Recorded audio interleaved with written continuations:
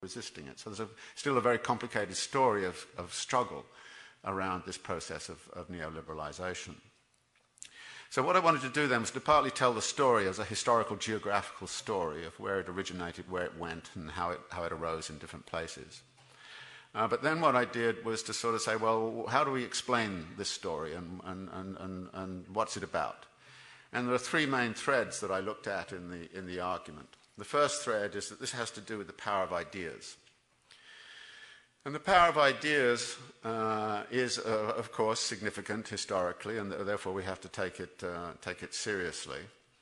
And the issue here was the way in which a particular package of ideas, which are called neoliberal, were put together in a particular way. Now, neoliberalism as a theory is quite complicated, and there are many versions of it. But the version that it seemed to me would be useful to look at was the sort of von Hayek version, which began to be put together in something called the Mont Pelerin Society in 1947, when Hayek, Milton Friedman, Ludwig von Mises, Karl Popper for a while, and various other luminaries got together and decided that they were going to sort of create an ideological movement around neoliberalism. It was called neoliberalism because they took the liberal principles of freedom and liberty of the 18th century very seriously. The neo came from their adherence to neoclassical economics and their view that liberty and freedom of the individual could only be guaranteed by free markets, free trade, and a strong system of private property rights.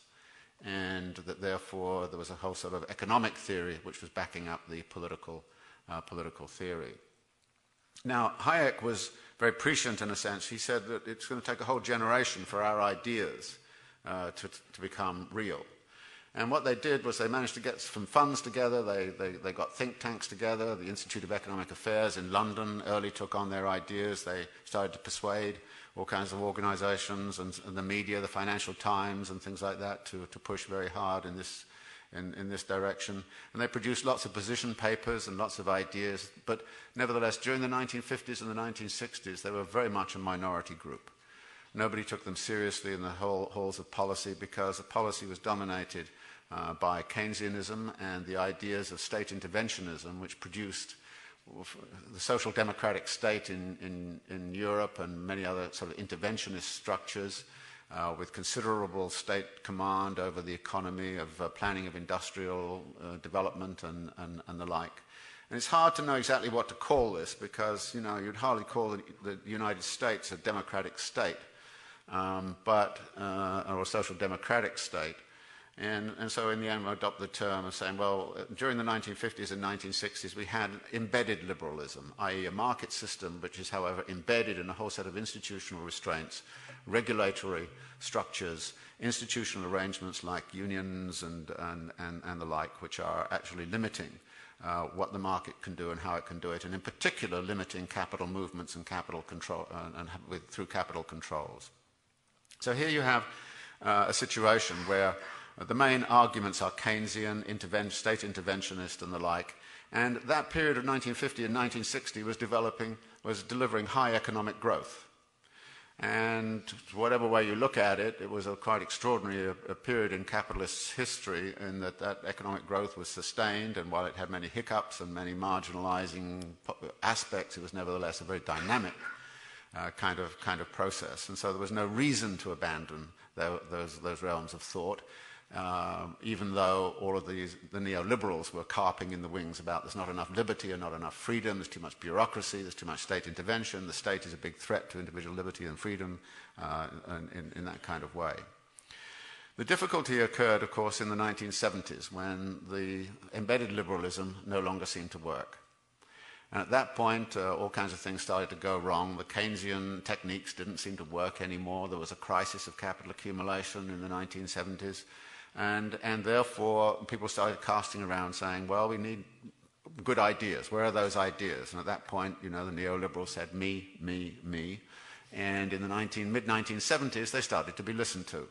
And they were listened to in part through more and more elements in the media and so on. And then when Margaret Thatcher came to power in particular, she took on board an advisor, Keith Joseph, who was a member of the Institute of Economic Affairs, who was dedicated to a neoliberal project. And Margaret Thatcher listened very closely to Keith Joseph and started to implement this neoliberal project. So the ideas became significant, and there's something about these ideas which I think are very significant in relationship to many of the social movements that had existed in the 1960s. And the way I want to treat this is to say, there's a very simple way to look at this. A lot of the movement of the 1960s was about two things. It was indeed about individual liberty and freedom. I think of the Berkeley free speech movement and all the rest of it. So there was a strong element of individual liberation from corporate control, state control. So there was a strong movement of that kind. There was another aspect of the movement which was about social justice. Now what the neoliberals did was to have a rhetoric which emphasized individual liberty and freedom. They basically said to everybody, we'll give you the individual liberty and freedom, you forget the social justice.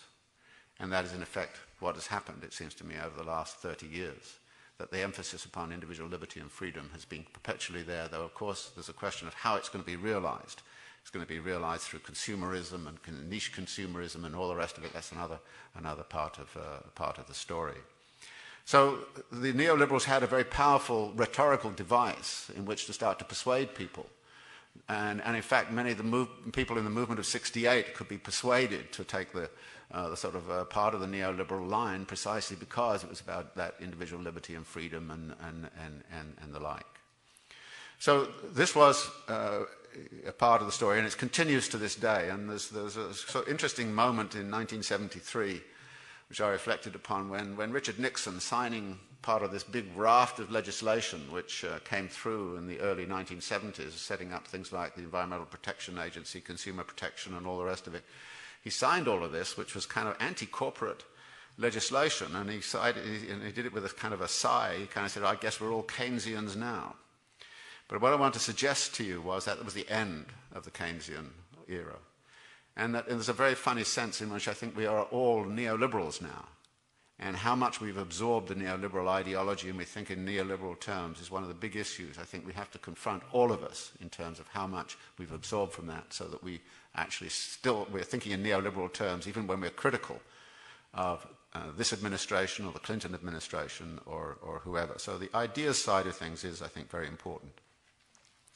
The second point would be to say, well, the neoliberal project was really an answer to the problems of capital accumulation. There was a crisis of capital accumulation in the 1970s. Stagflation was everywhere. It was a global crisis. And it wasn't simply about OPEC, and it was all of those things were going on well before the oil crisis and the like. And so the 1970s were really a pretty rough period, an extremely rough period in terms of the dynamics of capitalism. Capitalism was failing, and the big issue was, can it be rescued and how can it be rescued? Now, at that point, the left had an opportunity. And the left could have taken a position and said, okay, we don't want to rescue capitalism, we want to go beyond capitalism, and there's a question about why the left didn't do that. The main solution of the left was to do, of the left that was in power, that was, as opposed to the sort of theoretical left, which was sort of out there, engaging in its sectarian debates. Those in power, like the Labour Party in Britain, took a corporatist line. And they basically said, okay, we're all in this together, let's all hunker down. And the result of that was the Labour Party was disciplining its own constituency, i.e. its own working class. So there's a tremendous tangle between the Labour government and the working class movement, and lots of fighting going on of that sort. So, and corporatism didn't work, and it didn't work anywhere very much as a response to the crisis. And so the left didn't have a